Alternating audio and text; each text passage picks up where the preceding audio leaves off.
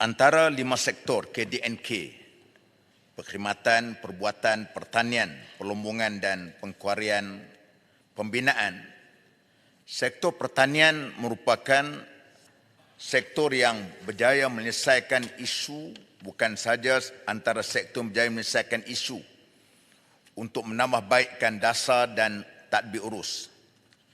Bahkan berjaya mengeluarkan 2 dasar, iaitu dasar agro makanan negara dan dasar agri komoditi negara. Namun negara kita sekali lagi terkejut apabila India dan Thailand dan beberapa negara lain yang telah membuat polisi berkenaan dengan dasar ekspor beras ke negara lain. Sebagaimana yang kita ketahui, India yang menguasai 40% beras di peringkat global. Maka setentulah apa yang dilakukan ini akan memberikan kesan kepada negara kita, kerana negara kita masih lagi bergantung sebanyak 37.4% daripada beras import. Walaupun kita mempunyai kawasan pengeluaran padi yang agak luas, namun ianya belum dapat kita mengatasi berkenaan dengan kecukupan bekalan beras.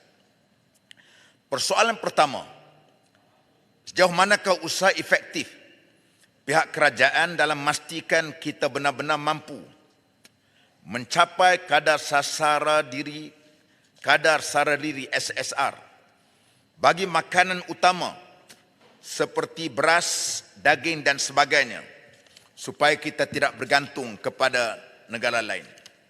Sebagaimana kita maklum, hampir 60 bilion kos untuk kita import makanan daripada negara luar. Dari segi jaminan keselamatan ianya tidak baik. Yang kedua, bagaimana apakah pihak kerajaan mampu melaksanakan perkongsian pintar antara kawasan efektif pengeluaran padi seperti di Skintan dengan kawasan-kawasan lain seperti mana juga di Bagan Serai. Yang ketiga, apakah langkah mitigasi untuk mengurangkan risiko dan kerjasama yang boleh dilaksanakan oleh kerajaan dalam menangani kesan bencana kepada kawasan tanaman padi seperti yang berlaku di kawasan saya sekarang ini dan juga di kawasan-kawasan lain. Saya ucap terima kasih kepada Kerajaan Negeri Terengganu yang telah pun berjaya mengeluarkan padi sehingga kan ianya boleh juga digunakan untuk di negeri-negeri lain dengan kawalan harga yang sama seperti mana dijual sebelum ini dan juga sekarang. Dalam keadaan di tempat lain sukar untuk mendapat beras tempatan, di Terengganu mampu dibeli dengan harga sebanyak 5 kilo RM13. Ini kesemuanya ialah apabila adanya satu political will daripada pihak kerajaan, daripada pemimpin, maka ianya menghasilkan seperti mana yang kita kendaki. Penanaman padi semakin kurang dan terhakis. Dulu apabila orang, kalau kita pergi tengok termasuk di negeri yang dipertua, kalau kita lihat rumahnya besar, kehidupannya mewah, itu kita tahu itu adalah merupakan pemilik dan pengusaha padi. Sekarang amat menyedihkan. Di tempat saya berlaku di Pesawah Kedai 2 nama dia. Sempadan antara Bagan Serai dengan Parit Bunta. Tuan-tuan bayangkan, padi yang dibuat 3 ekar hanya dapat hasilnya sebanyak 950 kilo saja. 950 kilo. Artinya 1 ekar tak sampai pun 500 kilo. Tak sampai pun 400 kilo.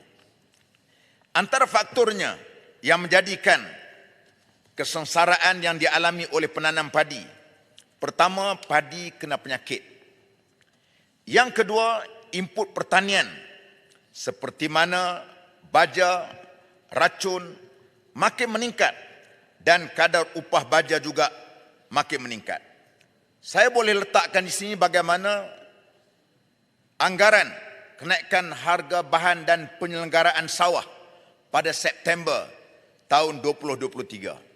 Contoh dia, jualan padi dulu harga lama RM1,250 satu tan.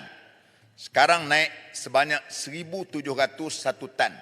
Artinya kenaikan 36%. Upah bajak dulu RM80 seka, sekarang RM90 seka. Artinya kenaikan sebanyak 12,5%. Harga mesin seperti pam racun dulu RM1,700, sekarang RM2,300 satu unit. 35% kenaikan. Minyak enjin jentera sebanyak 18 liter RM190, sekarang RM220, kenaikan sebanyak 15,7%. Benih padi, ini pelik ni, RM35 dulu sebanyak 20 kilo, sekarang sudah naik sebanyak RM56, arti kenaikan sebanyak 60%. Upah jentera dulu RM70 satu ekar, sekarang RM90 satu ekar, kenaikan sebanyak 28,5%. Upah meracun RM27 naik kepada RM30 seka, 11,1%. Racun rumpai dan serangga dulu RM270 untuk 20 liter, sekarang naik sebanyak RM300, sebanyak 10%. Upah buruh tabu baja dulu RM8 sekampit, sekarang sudah naik RM10 sekampit. Upah tuai dulu RM105 satu tan, sekarang sudah naik sebanyak RM125 satu tan. Artinya sebanyak 19% kenaikan. Yang ketiganya ialah masalah yang menjadikan faktor yang dihadapi oleh petani hari ini ialah masalah saliran air dan pengairan yang tidak cukup. Di tempat saya baru ni, air terpaksa dicatu. Coba bayangkan nak buat padi macam mana. Air dicatu. Sehingga kan petani tidak mampu untuk membuat padi dan juga menghadapi masalah untuk menguruskan urusan sawah mereka. Yang kelima, padi ringan. Petani bukannya tidak menggunakan teknologi terkini. Malahan mereka menggunakan teknologi terkini, menggunakan drone ketika untuk membaja dan juga meracun. Dalam hal ini, jika pihak kerajaan tidak campur tangan, maka petani akan beralih ke tanaman lain. Kalau tindakan ini dilakukan, ini amat berbahaya dari segi keselamatan makanan pada masa akan datang. Cadangan saya, pertama ialah intervensi pihak kerajaan amat perlu jika mahu masa depan keselamatan makanan kita ini terjamin. Yang kedua, menggalak smart sawah berskala besar, smart SBB, yang bertujuan mengurangkan kebergantungan negara kepada beras import. Yang ketiganya, mengadakan kontrak farming supaya petani rasa secure, selamat untuk mereka bekerja dan hasil pertanian juga kita akan perolehi. Yang keempat, insurans takaful agro makanan. Sekiranya berlaku banjir, kemarau serta gangguan wabak penyakit, petani akan mendapat ganti rugi. Yang kelima, persatuan peladang biar dipegang oleh mereka yang mengetahui selok-belok pertanian. Bukan hanya untuk parking orang yang tidak ada merit mengenai pertanian. Ni letak dia pasal dia orang politik, dia tak erti apa pokok padi pun dia tak tahu, letak situ. Jadi memang otak dia, otak untuk nak ambil allowance, itu saja. Yang keenam, PPK kena memecahkan monopoli kartel yang menindas pesawah daripada benih, racun, baja, drone, mesin ambil padi, lori dan kilang serta pemasaran. Artinya rantaian ini mesti dipegang oleh PPK untuk memecahkan kartel-kartel ini. Ini sedang dibuat oleh Jabat Zakat Kedah hari ini. Alhamdulillah, Jabat Zakat Kedah cuba buat daripada benihnya sampai kepada rangkaian kilang semua ada kepada mereka. Yang tujuhnya, PPK boleh menyediakan benih variety yang elok, boleh bincang dengan pihak Mardi, UPM, Universiti Putra yang banyak membuat pendidikan seperti UPM ada Padi Putra 1 dan Putra 2. Menurut pengarah Institut Pertanian Tropika dan Sekuriti Makanan Interforce UPM, Profesor Dr. Muhammad Rafi Yusof berkata, Padi Putra 1 dan Padi Putra 2 dalam penyelidikan mereka yang telah buat selama 9 tahun yang akan menghasilkan iaitu hasilannya sebanyak 8 hingga 12 tan padi bagi setiap 1 hektar. Jadi sebab itu perkara-perkara seperti ini patutnya perlu diambil perhatian oleh PPK. Yang seterusnya ialah PPK dengan kerjasama Agrobank kena membantu petani untuk memberikan pinjaman. Kerana hari ini petani dia terpaksa pinjam dengan katel-katel ataupun dengan toke-toke, pinjam dulu, maka akhirnya padi itu terpaksa jual kepada toke walaupun potongan dan harganya terpaksa diikut kerana mereka telah pun ambil duit tadi. Bila tanya pasal apa, dia kata agak mudah berbanding nak pergi ke bank. Dan akhir sekali ialah peruntukan untuk JPS kena supaya cukup untuk memastikan saluran terjaga dengan baik. Contohnya, dekat tempat saya ada pam dekat Padang Lalang sudah 10 tahun rosak. 10 tahun rosak. Sekarang duduk baiki dah 10 tahun rosak tak boleh pakai. Maka kita tengok akhirnya projek takungan air perlu diadakan segera untuk memastikan air ini sentiasa cukup terutama pada waktu-waktu kemarau. Tuan Yang Bertuah, akhir sekali ialah sikit lagi rumusan dia. Buku ni kita tengok cantik elok sebab yang dibuatnya oleh pakar-pakar kita yang berada di Putrajaya di semua kementerian.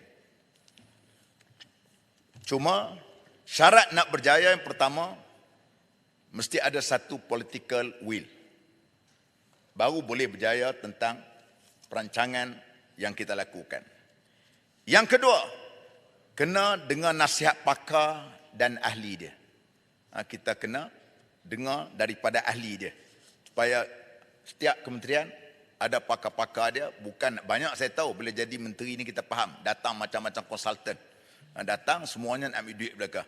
Bukannya ada kepakaran sangat pun. Kita hendak mereka ni kita dengar kerana pakar yang ada kepada mereka. Terutama tak perlu guna pakar luar pun. Kerana setiap kementerian sudah ada kehebatan yang ada di sana.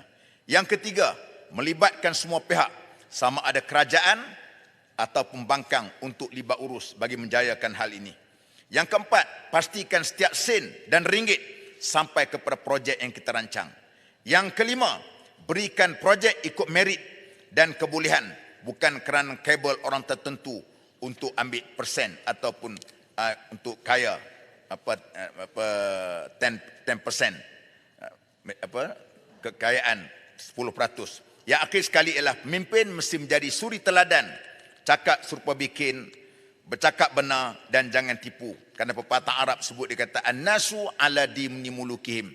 Manusia rakyat itu akan ikut agama tingkah laku ketua mereka. Terima kasih Yang di-Pertua. Wabillahi taufiq wal hidayah. Assalamualaikum warahmatullahi wabarakatuh. Assalamualaikum warahmatullahi wabarakatuh. Baik, sebelum saya jemput Sri Gading, saya akan bacakan nama-nama mereka yang akan berbahas selepas ini. Selepas ini ialah saya akan jemput Sri Gading. Lepas Sri Gading, saya akan jemput Masjid Tanah. Lepas Masjid Tanah, saya akan jemput Sandakan. Lepas Sandakan, saya akan jemput Jeli. Lepas Jeli, saya akan jemput Sulong. Lepas itu Besut. Lepas Besut, Batu. Kubang Pasu. Kemudian Batang Lupar. Pasir Putih. Rasah. Langkawi. Bitenggara. Maran. Tebrau. Kinangau. Masjid Tanah, Raub dan Kuala Langat. InsyaAllah. Baik. Sekarang saya jemput Sri Gading. Silakan. 10 minit. Assalamualaikum warahmatullahi wabarakatuh. Alhamdulillahirrahmanirrahim. Wassalatu wassalamu ala asrafil anbiya wal mursalin wa ala alihi wa sahbihi ajma'in. Terima kasih kepada Tan Sri Yang di-Pertua. Sri Gading ingin membahaskan tentang kajian separuh penggal pelaksanaan rancangan Malaysia ke-12 yang telah dibentangkan oleh Amat Berhormat Tambun. Pertama sekali kepada semua ahli parlimen selaku pemimpin dalam parti politik yang memimpin negara sama ada di pihak pembangkang ataupun apatah lagi di peringkat kerajaan. Di mana kita sedia maklum ada pihak yang menyatakan bahawa kerajaan hari ini tak ada hala tuju. Sedangkan yang dibentangkan di hadapan mata kita ini adalah merupakan hala tuju walaupun mungkin sebahagian daripadanya lanjutan daripada pembentangan yang lepas. Sebagaimana usaha yang dikemukakan untuk membantu menoktahkan miskin tegar. Sebahagian daripada kita seolah-olahnya macam memperli. Sedangkan kita ni sebagai pemimpin. Dan sebagian besar kita adalah merupakan yang kita sudah maklum bahawa miskin tegar ni sebagian besarnya adalah bumi putera, orang Melayu. Mengapa kita seolah-olahnya macam seolah-olahnya memperli, tak menyokong terus? Adakah pihak sana takut sekiranya perkara ini berjaya dilaksanakan oleh kerajaan perpaduan pada hari ini, maka mereka hilang sokongan? Sepatutnya kita bersikap terbuka, membantu. Di sinilah titik pertemuan untuk kita dapat melihat kesamaan dalam buat kerja. Walaupun mungkin agak sukar, tetapi usaha itu telah dilaksanakan ataupun ada cita-cita untuk buat kerja. Yang kedua, saya ingin melihat bagaimana yang hari ini ramai mempertikaikan atau mempersoalkan tentang beras. Dan memang kita tak nafikan kerana beras telah memang sebahagian daripada ruji makanan kita. Walau macam mana pun kalau kita lihat yang diumumkan beberapa kali dah. Peruntukan kepada MADA negeri Kedah dengan 3 bilion untuk mempertingkatkan usaha penanaman padi, pengeluaran padi. Jadi ini satu perkara yang sewajarnya kita berterima kasih di atas hala tuju kerajaan yang jelas untuk memberikan pertama kepada penanam padi, yang kedua untuk sekuriti makanan negara kita. Yang berhormat Datuk Yang Pertua, berdasarkan kepada kajian separuh penggal tumpuan 1 menuju negara berpendapatan tinggi. Penegasan 3 memacu daya saing sektor dan industri strategik. Khas untuk negeri Johor, kerana saya mewakili Sri Gading, negeri Johor, iaitu menaik taraf lebuh raya Senai Deseru yang dibina pada awal 2009. Di mana selama ini kita menghadapi masalah selepas jambatan Sungai Johor sampai ke tol Penawa hanya satu lorong sebelah. Dan hari ini bila diperuntukkan untuk naik taraf, ianya sangat kami bagi bangsa Johor mengucapkan terima kasih. Kerana apa? Kerana di sebelah Deseru, di sebelah Pengerang ada 2 projek besar. Yang pertama, Deseru itu sendiri adalah pusat pelancongan bertaraf antarabangsa. Dengan hotel bertaraf antarabangsa, boleh diadakan persidangan dan pelbagai perkara yang boleh dilaksanakan di Deseru. Begitu juga kalau kita lihat bagaimana di Pengerang itu sendiri.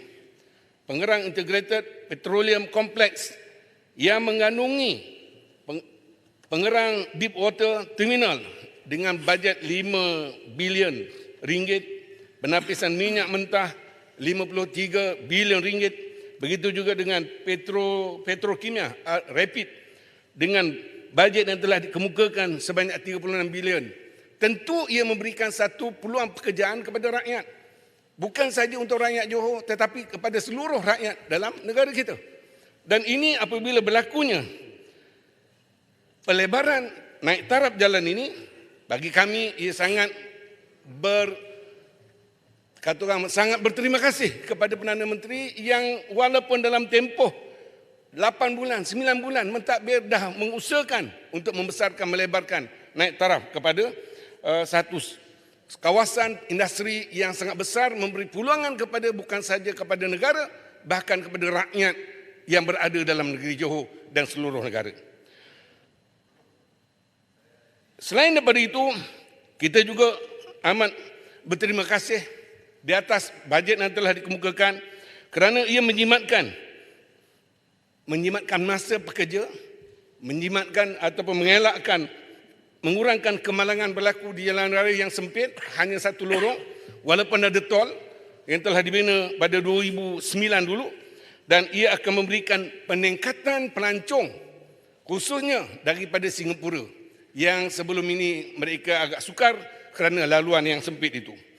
Dan di sinilah kalau kita lihat untuk makluman kepada ahli-ahli yang berhormat sekalian, di mana di daerah yang berkenaan di hujung sebelah Kota Tinggi ini terdapat Deseru, Sungai Rengit, Tanjung Balau dan Tanjung Lompat. Semuanya merupakan tempat-tempat makanan yang enak kalau kita nak pergi makan yang makanan laut yang enak dan fresh. Seterusnya projek pelebaran Lebuh Raya Utara Selatan dari Yomping ke Senai Utara. Kalau kita lihat sebenarnya jaraknya tidak jauh, sekitar 80 km. Namun ianya sangat sesak, terutama pada hujung minggu. Kalau hari Jumaat menghala ke utara. Kalau hari Sabtu kedua-dua hala. Daripada Senai pergi sampai ke Yomping. Kalau hari Sabtu kedua-dua hala. Daripada Yomping ke Johor Bahru, Senai. Dan kalau hari Ahad ianya jam. Mungkin mengambil masa yang biasanya kalau perjalanan itu daripada Yomping ke Johor Bahru ataupun ke Senai Utara itu ambil masa 30 minit ataupun 40 minit, tengok kepada siapa yang memandu, jenis kereta apa yang dia bawa, dia akan cepat. Tapi kalau waktu hari-hari yang berkaitan dengan cuti, hari raya perayaan dan sebagainya, dia akan ambil masa terlalu panjang. Sampai kadang-kadang pada hari raya yang lepas, mereka sangkut daripada Tangkak, nak sampai ke Senai, balik ke Johor, ambil masa tidak kurang daripada 6 jam. Ini perkara yang sangat berterima kasih bagi rakyat Johor, khususnya pengguna-pengguna yang menggunakan lebuh raya berkenaan, kerana daripada Yomping sampai ke Senai Utara itu sendiri ada 7 sempang keluar dan masuk. Menunjukkan betapa ramainya rakyat yang menggunakan kemudahan lebuh raya ini. Jadi dalam hal ini, manfaat kepada rakyat dengan kos 525 juta. Sumber kewangan negara. Seri Gading mengharapkan kenaikan tol tidak akan dilakukan selepas pembinaan ini selesai. Yang pertama.